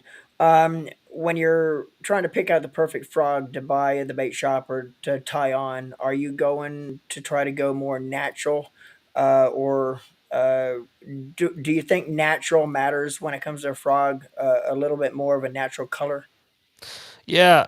So to answer that question first, I'll go back to what I said earlier. To a bass, it doesn't matter if it's natural or unnatural. You know what I mean? Like Yeah, yeah. it's if they Yeah. anticipate it to be food.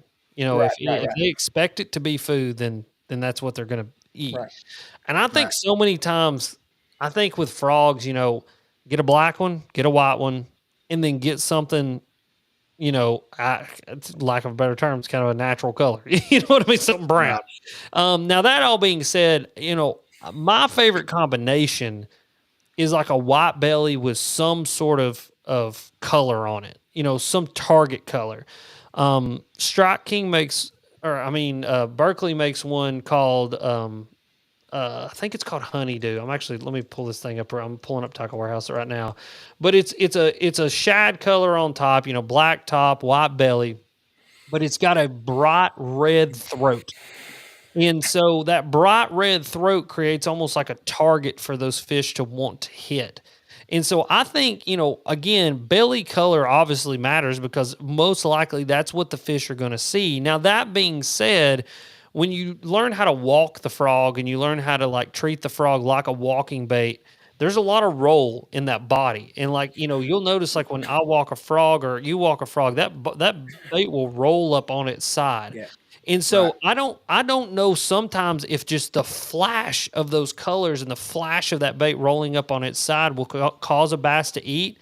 But to kind of answer your question, if I had my rathers, I'm going to pick a bait I'm going to pick a frog that has some sort of target color on its belly, something for those fish to look at, that breaks up just a solid white or a solid black, something like a black and red, a orange and red, or an orange and black, or a orange and white, or a red and white, something just that those bass can target in on something that looks a little bit different. And so that's where I would have my rathers with a frog. Right. So, golly, I didn't realize we had you for almost an hour and a half. Oh, you're not Alex. bothering me. You're good, man. I love it. I talk fishing all day with you boys. So, what about the Magic Swimmer? Magic Swimmer. The Magic Swimmer. Yeah, no, man. So underrated, overrated. We're still on that one. Yeah. So a Magic Swimmer back in the day was terrible because you could never keep them hooked on the freaking thing. And so Berkeley actually bought Sebile and got the Magic Swimmer and redesigned it, put some new upgraded hooks, new weighting system in it. And, it's one of those baits that I have caught a lot of stripers on. It's a bait that if you're fishing for stripers is a great bait, but it's a bait for me that I've still yet to catch a ton of bass on, and I'm still experimenting with it. I'm still playing with it. And so I'm going to go that for me, it is like adequately rated right now. It's a bait that I want to experiment with. I want to learn more, and I'm excited that Berkeley took it and kind of upgraded it and gave it a facelift a little bit because I think it's going to be a way more effective bait now of keeping fish hooked and keeping fish pinned. Right. And so I'm excited about it. I think I'm excited to see what kind of trouble I can get in with the Magic Swimmer. Right, and that's what I'm right there with you. I don't think there's enough time on it right now. Yeah. This dude is huge on herring lakes. You know what I mean? Yeah. Like you talk to anybody that's on a herring lake, dudes are fishing those on the herring lakes and have been for a long time. They catch a bunch of big fish on them. And for guys that are outside of that kind of herring world, I think there's applications for it. It's just figuring out what are those applications and then really diving deep on them and learning that bait for whatever application it needs to be. Right. What about a glide bait? Oh, I love this topic. I'll probably go piss some people off here. Overrated.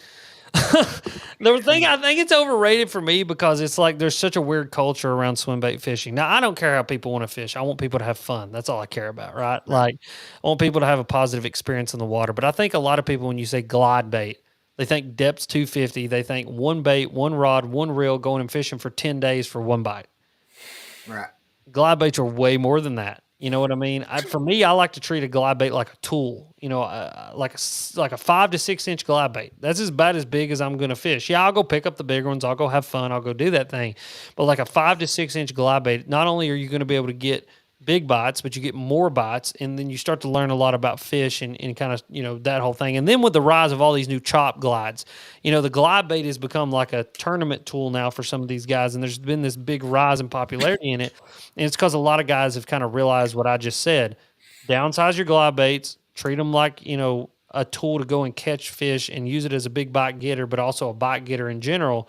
And so I think it's overrated in the sense that like everybody views it as like this magical thing that, you know, it's like you got to have some sort of magic to go and, you know, fish it, and like it's going to make fish do magical things. Yeah, it makes fish do weird things, but a lot of times bass will come look at it out of curiosity instead of to eat it, and so you're going to get way more heartbroken than you are catch fish on it. And Oh yeah, that's yeah, true. I mean, I'm going overrated just for the sense of like it's not as magical of a tool as everybody thinks it is, but it definitely is a tool that people need to consider. And in that aspect, it's a little underrated. You know what I mean? Like people need to kind of consider it as a tool to go catch fish. So yeah. Yeah. What about a wacky rig over like a? Let's just do wacky rigs I love wacky in rigs. general. Totally underrated. Totally underrated. So many big fish on a wacky rig. It's interesting. So a wacky rig is, you know, a lot of people think this is something that book that I'm reading discussed too. Almost never in a bass's life will a bass see a worm, ever. But what a bass does do and has a predisposition to eat is baits that are a certain length and a certain diameter. And it's because a bass, the way their eyes structured, the way they process sound, the way they process, you know, hydrosonic signatures through their lateral line, all of those different things play into whether a bass eats something or not. In a 5-inch wacky rig stick bait, whether it be a General, a Senko, whatever you want to buy, that 5-inch wacky rig stick bait falls perfectly into the length and girth and action and all of that gets the most bites out of a bass. And so I think that a 5-inch wacky rig stick bait, whatever brand it may be, is probably one of the most effective tools anywhere in the country for catching bass because it falls perfectly within the set of just expectations and, you know, stimuli that stimulates a bass to go and eat something. And it could be a bass that's this big or a bass that's that big. And I've caught everything from that big to that big on it. And it's just such an epic and awesome tool to go and do that with. So I'm going highly underrated. Yeah, you're right. You're right on that, Alex. And you know, one thing I would love to sit down with the guy that first came up with the wacky rig for an hour and just be able to sit down with him and have a conversation on what his thought process was when he first came up with throwing. And it goes back to you know, kind of get matched in the hatch out of your train of thought. Mhm. But with that being said, I've never seen a bass that actually knows what a squid is. And when you think about it, when you throw a wacky rig, when you kind of work that rod tip, it's compressing and contracting like a squid would in salt water. Yeah. So I would love to be able to sit down with the guy that first invented or first came up with the wacky rig just to see what his thought process was when he says, I'm going to take this stick bait and Yeah. I'm going to put the hook through the middle of it and see what happens. Yeah, me too. And I bet you anything that it was just a happy mistake or a happy accident. You know what I mean? Like it was just an epic accident that he went. Yeah. Oh, guaranteed, Stick guaranteed. this thing through here, gonna throw it in here and see what happens. And then he caught fish on it. Like, well, hell, shit, that works. Let's go with it. You know what I mean? Yeah, right. He probably had a buddy on the boat with him saying, "I bet you can't stick that hook through the middle of it." He said, "Hold my beer." Watch this. Yeah, exactly. Exactly. Real quick, while we've got right at 1,100 people watching this right now, Alex, can you tell people where they can get a hold of you to watch you and all that stuff? Yeah, so it's Alex Rudd Fishing on everything.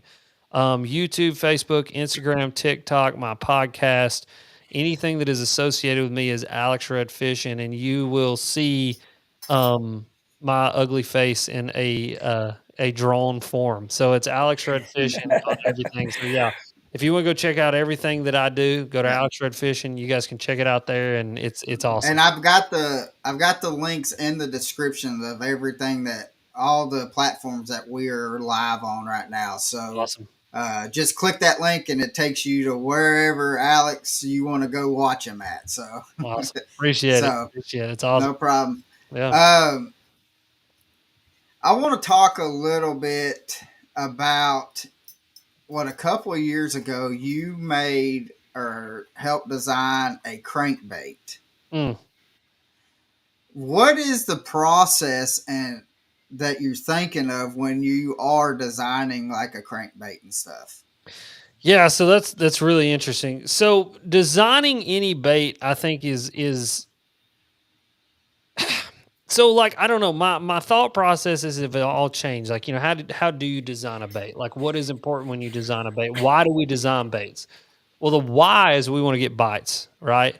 We want Right. to catch more fish, and then I think from there it's like for me the process is always going to focus around like what can I do to make this more effective than everything else that exists. You know what I mean? And for Right. me with that particular project, obviously that was a project that we used to raise money for pediatric cancer and for the Pump Foundation. And for me, that was a process where I took an existing bait that had already been designed and I just added my colors to it. These Right. colors that I had had success on, these old school colors that you don't see anymore. And those were obviously limited run. When they were done and they were gone. But those same things, kind of apply to me. Is like I let dudes who do science over at Berkeley. I help with the process. I can, they send me baits and I tell them like this needs to be tweaked, this needs to be tweaked, this needs to be fixed. I mean, great example was Swamp Lord. That was a bait that I got to test. And we were having a problem with the weighting. When you would cast that frog, it would land on its top and you would have to twitch it a couple times to get it to flip back over. Okay. So that's immediate piece of feedback that I can give to them. And I can say, hey, we need to fix this because this is happening. And then they're able to fix it. You know what I mean? Or like if I skip it up under a dock and it wants to skip and wants to like tumble instead of skipping, again, that's a weighting issue. Like this is something that I noticed. And so really bait making and bait designing is about taking, an idea and obviously making that idea and trying to make something better. But a lot of it really comes down to the fine tuning of the process. How do you fine tune every little aspect of a bait and what it does and what it can do. So not only does it optimize the user experience while you're fishing, but then obviously the most important thing is get bites. And that's kind of what Right. we've been talking about all night. It's like, Berkeley designing things, whether it be colors or sounds or rattles or shapes or hydrosonic signatures or scents or whatever it is to optimize the amount of bites that we get. And so that's kind of my thought process there is just like, taking something and optimizing it to get the most bites that you possibly can. Yeah. So another thing is I want to kind of go away from the baits and all that. Talk a little bit about your kayak. Okay, let's talk about it. What is the battery setup because you're limited of space? Yes. So what is the battery setup that you have on your kayak to make it more efficient for you? So I run my motor is a 36 volt system. So I've got one 50 amp hour 36 volt X2 battery that runs my NK300, and then I have one 20 amp hour lithium that runs my Humminbird 9-inch Helix. I get about 13 to 14 hours of runtime out of that Helix off that 20 amp hour battery. And then I can get about 12 and a half to 13 miles at 100% with the NK300. And so, with the NK300, it's all about playing different speeds and different, like power percentages to kind of get the efficiency out of that motor while still getting the speed that you want. Right. And Right. then with the Helix, I mean, that literally is just all about like, what do you want? If you're going to run Mega Live and forward facing, obviously you're going to have a bigger battery. I mean, it just is Right. what it is. You're going to run double graphs. Guess what? That's just more pull. So you got to have more pull. But with my kayak, even though I have a really big built out Hobie, with the motor and with the graph, it's still a very simple setup compared to some people's. And so I'm still able to run a really simple battery setup to just power what I need to power and go. Yeah, I could bump it up, but I like what I got. You know what I mean? It's Right. all about playing with like weight and efficiency and time that you need.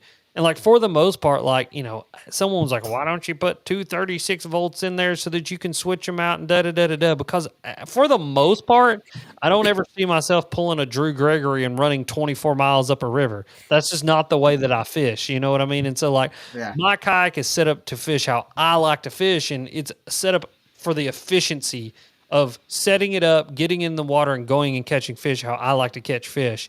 Whereas Drew Gregory, if you were to ask him the same question, he's going to give you a completely different answer because the efficiency level that he needs to go and catch fish is completely different than mine, as well as the kayak itself. I mean, he's fishing a Shoaly, which he designed a small kayak. I've got a Hobie PA-14. I've got a Shoaly as well, and that Shoaly has nothing on it. Literally, it's just me and a paddle, you know. But that's for efficiency's sake and for what I'm using it for, which is small creeks and going and dragging that thing through the woods and through the mud. And so it's just about setting up for the efficiency of what you're doing.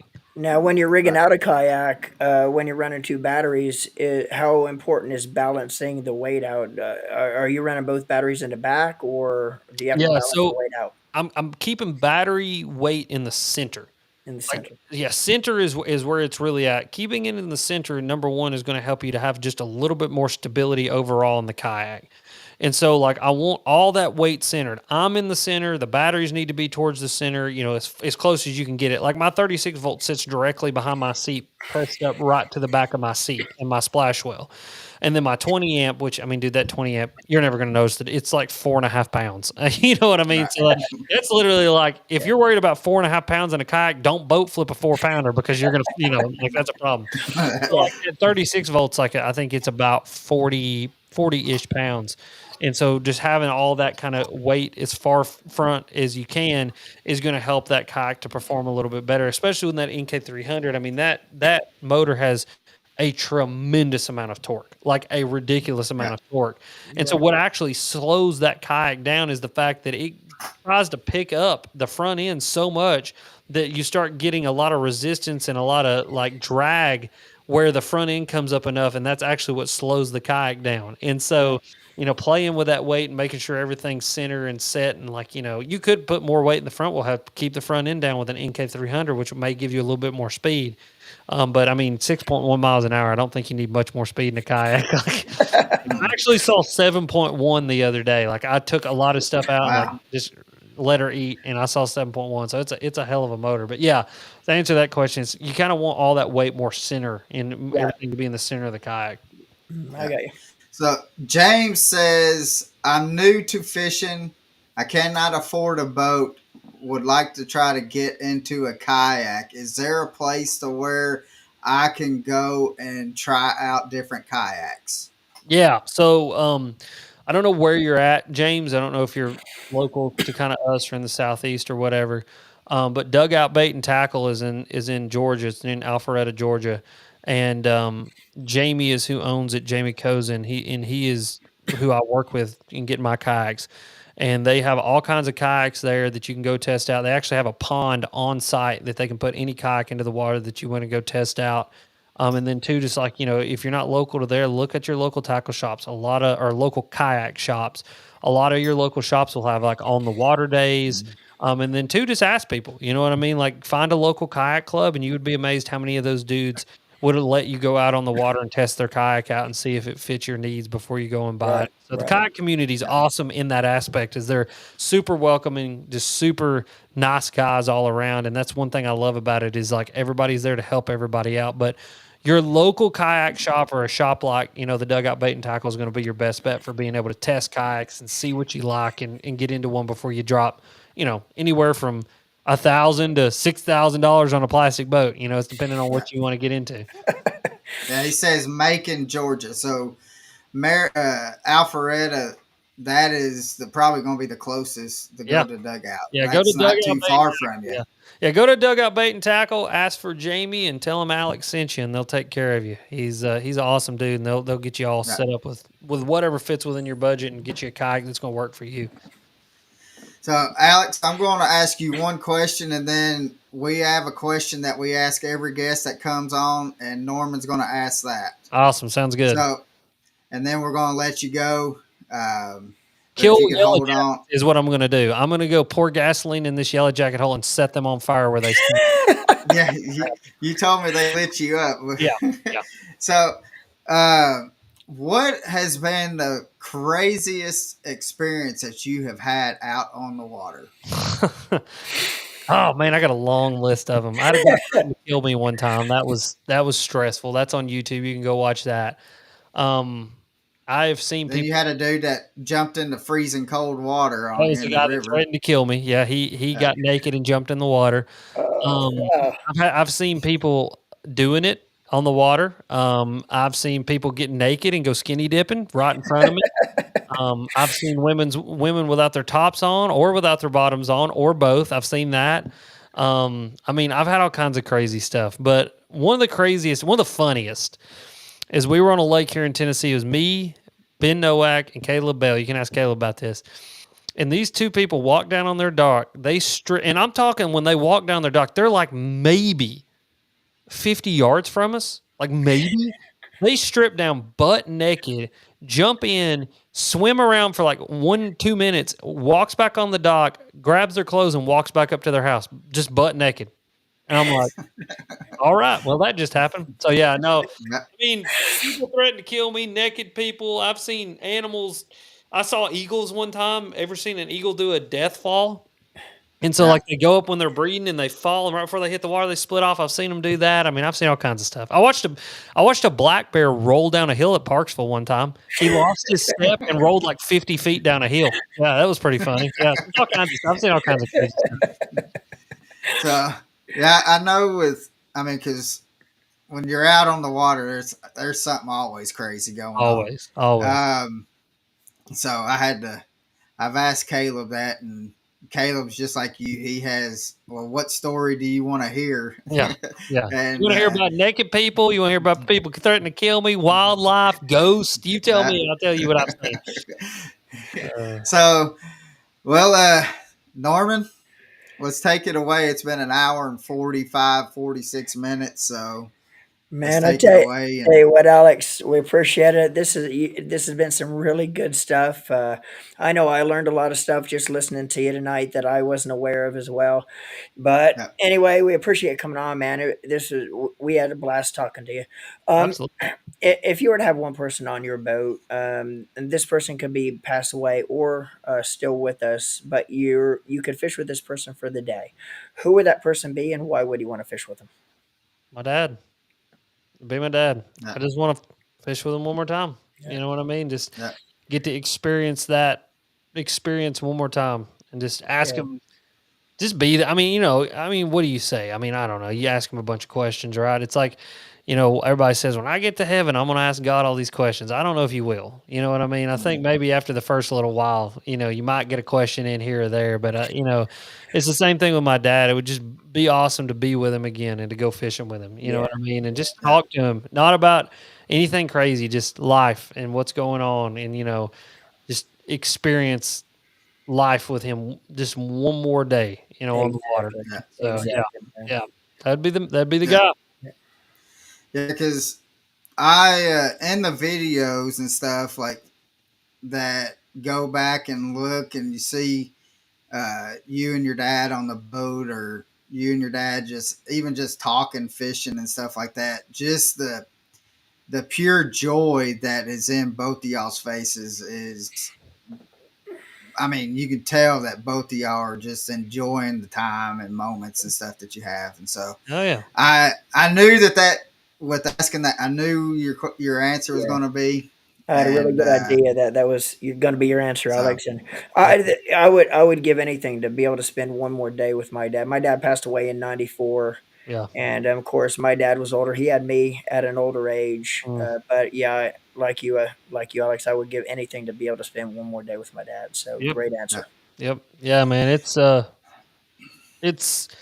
interesting thing. You know what I mean? It's been an interesting thing, and I tell people all the time, like, grief and dealing with grief, and it's hard. And, Yeah. for Yeah. guys especially, because I know it's probably mostly guys listening to this. Women, I'm not saying anything bad about you, but women are emotional beings. They're Yeah. emotional creatures. They're built different than Yeah. we are. We're wired different. You know what I mean?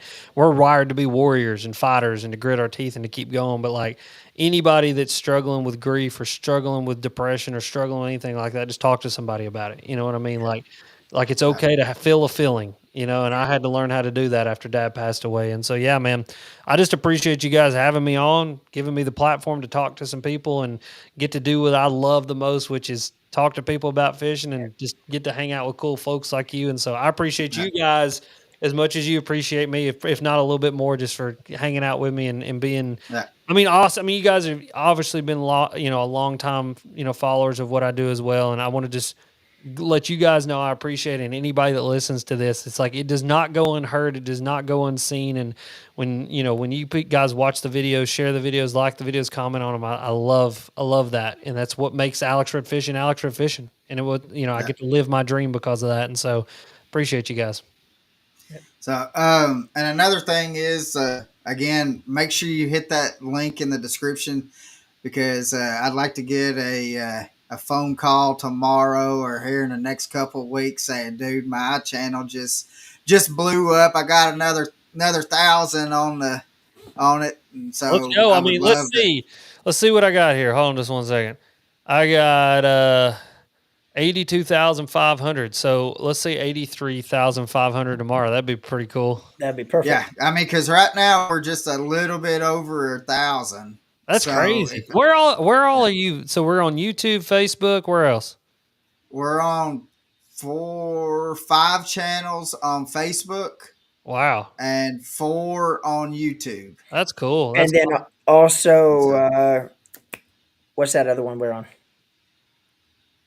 Twitch. Twitch. Twitch. That's Yeah. had a brain fry there, but we're on Twitch. as But we haven't really seen the views and stuff from Twitch. I mean, Yeah, we Twitch may is- get I think you got to get on there and play video games. I don't know. I played Yeah. with that just, but no, yeah. Everybody watching, listen, appreciate you guys. I mean, 1,000 people that's big stuff. That's a big deal, and so I Yeah. appreciate everybody tuning in and wanted to come hang out with me and talk to me and be here with us and do this. And appreciate you guys again. So this is really Yeah. really cool. Again, Alex Red Fishing for Well, everything. If you guys want to go check it out, so it's simple. Simple. So, and we just need to get to where we come to Knoxville, or you come down here to Chick or Nickajack or Gunnersville or something like that, and go hop on the boat together and go absolutely. smash some fish. That's what I was about to say. Yeah. After we get done here, again, like I told you, always annoy me. You just got to annoy me.